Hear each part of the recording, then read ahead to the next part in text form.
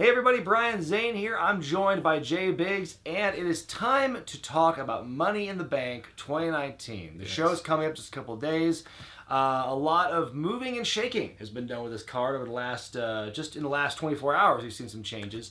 But we're going to start right now with the pre-show match that they've announced, where the Usos challenge Daniel Bryan and Rowan for the SmackDown tag titles.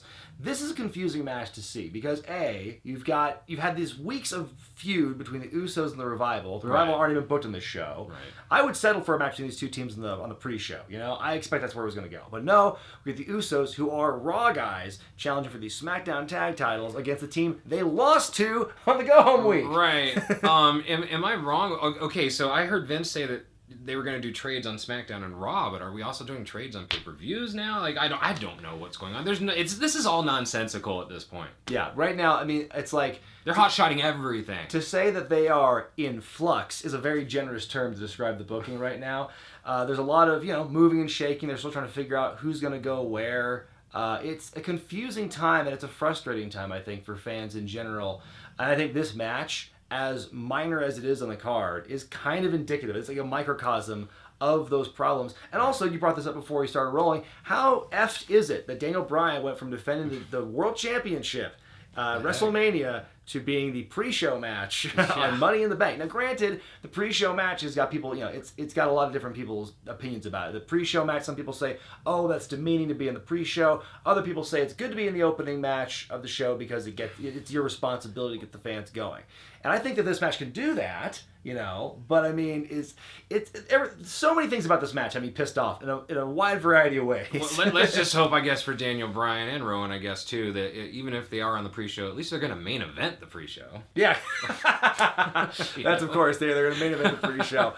Who do you got winning this one? I think we're going to go with Rowan and Bryan. It's nonsensical for them to lose. Yeah, I mean, the Usos have had the belt so often, and, it bears they're repeating. on Raw. It bears repeating. They're Raw guys right now. So, okay. I'm going to pick with D. Bryan Rowan retaining as well. In the latest installment of matches we don't know anything about, so we're just kind of taking a stab in the dark here, new Cruiserweight champion, Tony Nese defends against Arya Daivari. Now, we saw the opening match at WrestleMania. Yes. Pre-show match. It was Nese versus Buddy Murphy. That was a fantastic match. Yes. Nese, I think, is one of those guys who has definitely earned his spot as Cruiserweight champion.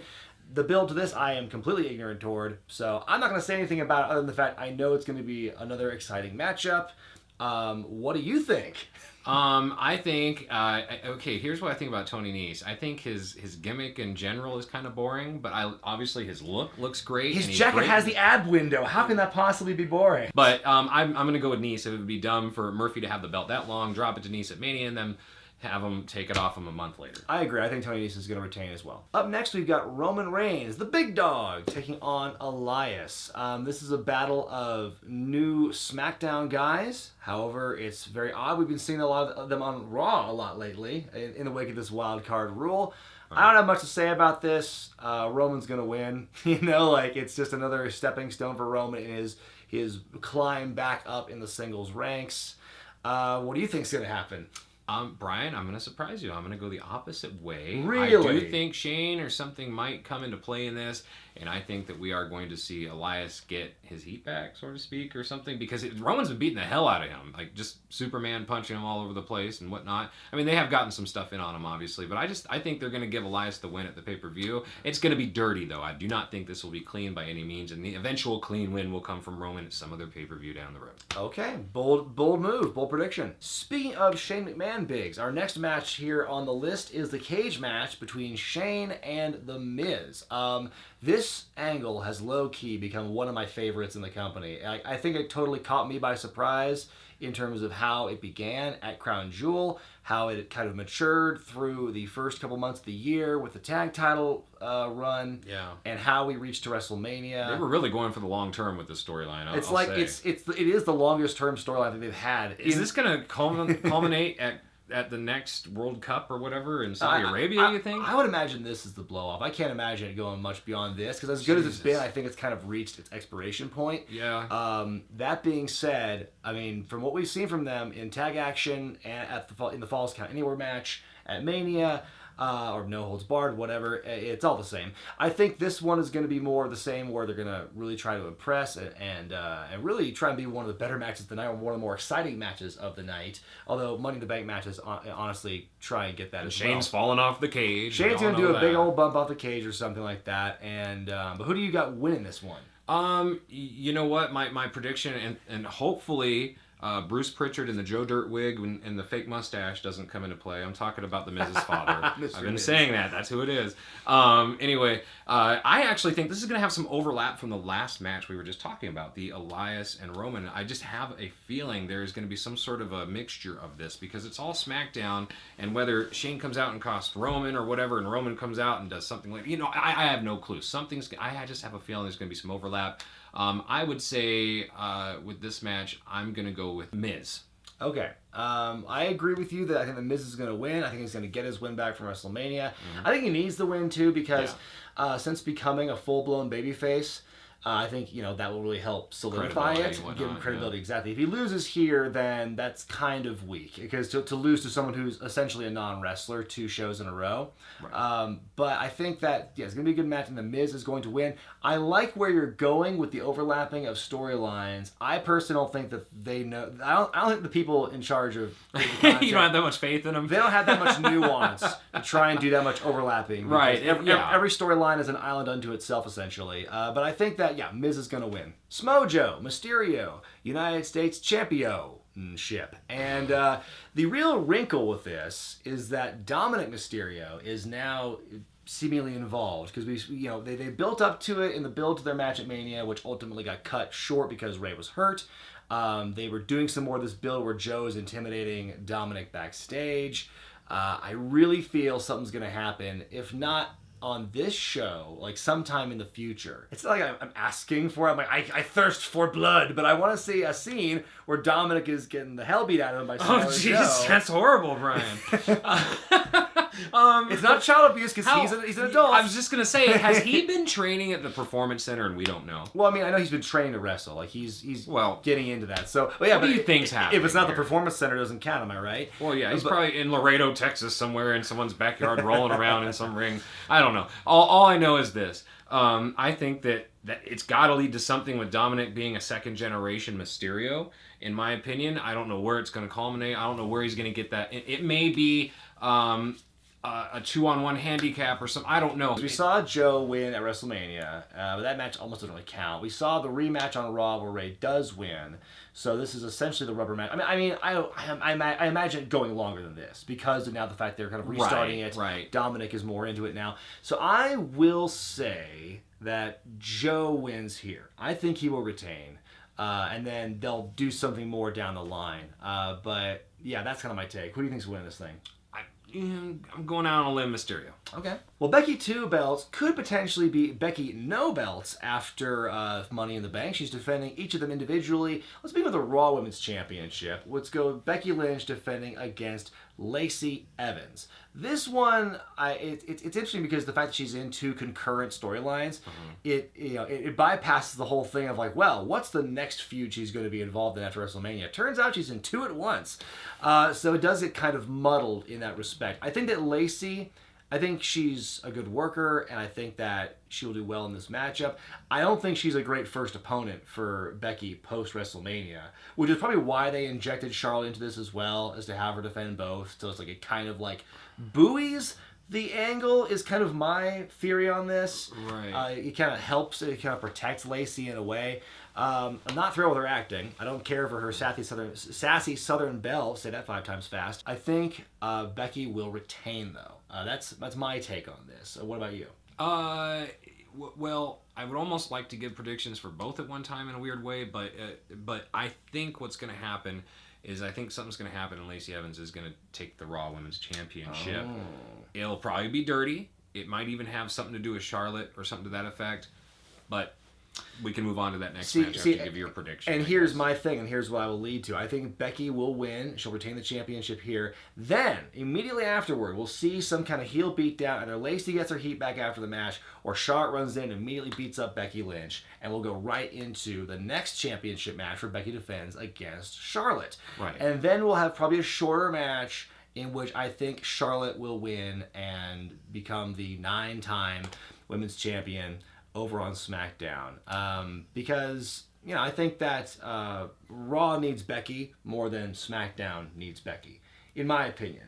Maybe so. And so I think that keeping the one belt on Becky is good. And if I had to pick one, I'd say we don't hotshot the belt on Lacey just yet, and we put it on Charlotte. As annoying as it is to have her win as many titles as she's been winning. I feel like what they're doing right now is they're hot-shotting feuds with her. And like, this is a year's worth of storylines, these two feuds right here. And they're doing it right now because they are just trying to hotshot everything they can because she's on fire. And they're trying to get all they can out of her while she is on fire. Because it could fizzle quick. But I think what's going to happen is Lacey Evans is going to win it somehow, dirtily or something like that, you know, and then, is that a word? I don't think so. Okay. Go on. Then what's going to happen is she is going to be so on fire that she is going to beat the living hell out of Charlotte Flair. Okay. And that at the end of the night, she's going to stand tall with that belt. Okay. So, yeah, you and I have basically inverted predictions. Kind of, yeah. Okay. We'll see. We'll see what... Or neither of those things could happen.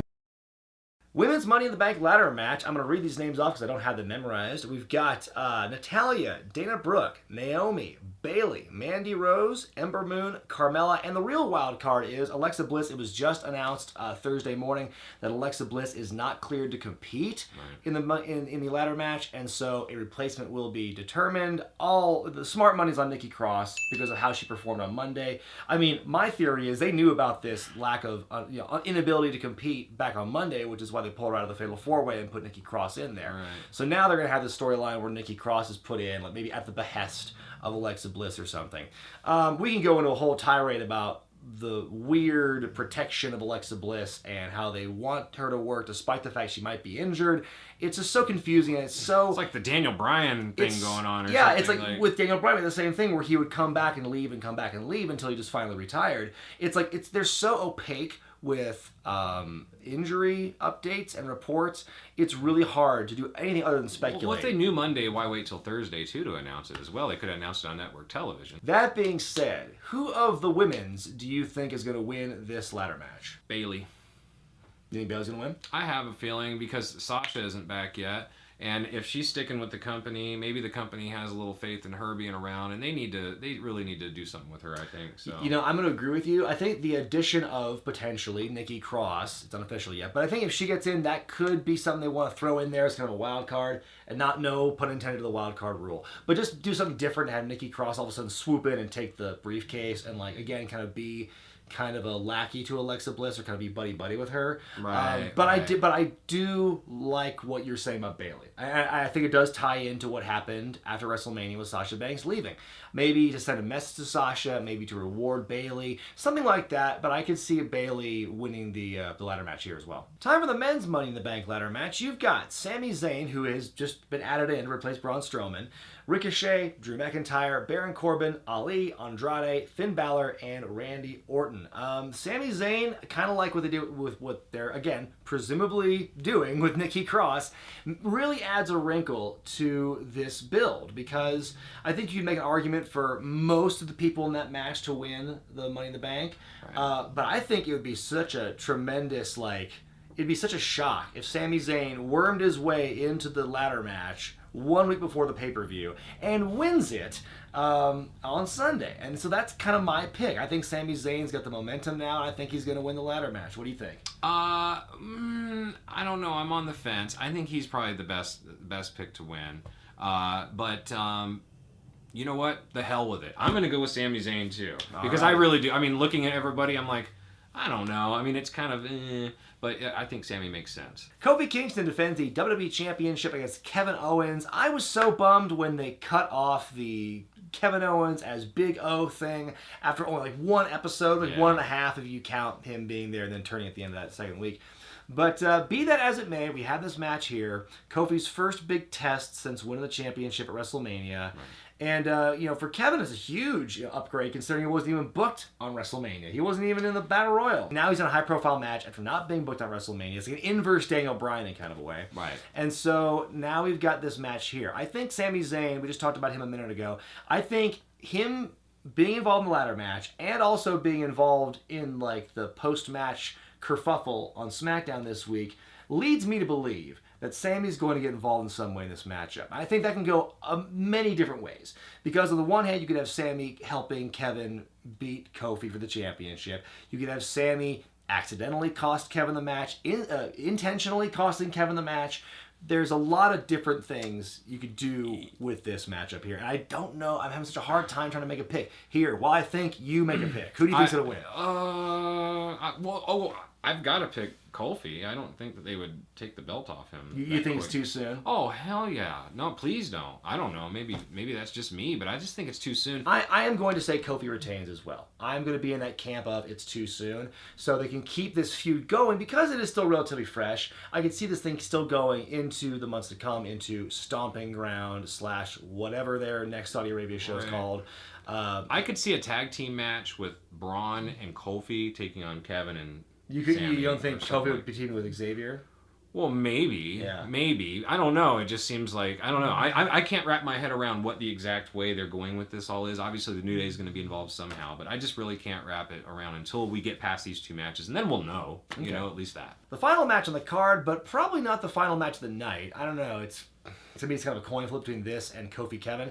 Is going to be Seth Rollins defending the Universal Championship against AJ Styles in a match that is really, on paper, very just awesome to see, because we know what these two can do. You could argue Seth Rollins is kind of like a next generation AJ Styles, like a younger, faster version of like what AJ Styles used to be, and so I kind of like that idea. I don't think it's like only in like the last week when Seth brought up that footage of the old match they had in the Indies together have they really try to connect the dots between this is kind of a generational thing. I think doing so can also kind of age AJ a bit, like, because he's in his 40s, but he's not like decrepit. Oh no, he looks great. Still performs at a high level. So to act like it's this generational thing, I don't think it's quite there. If AJ were maybe 5 years older, maybe you're pushing it. But I think that it's good to have that connection and show like, hey, AJ was a huge influence on Seth Rollins, and that's why this match matters.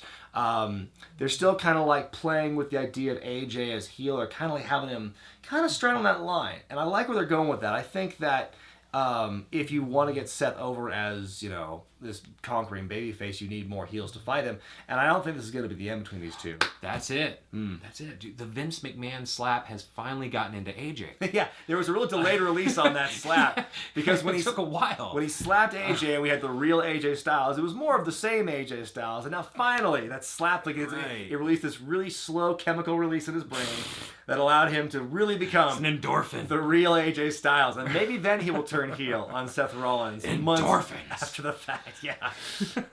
Goddamn, pal, the chemical imbalance. I think Seth is going to retain, but it's not the end of this feud yet, and I think AJ will embrace more of his dark side, his realness, as it were.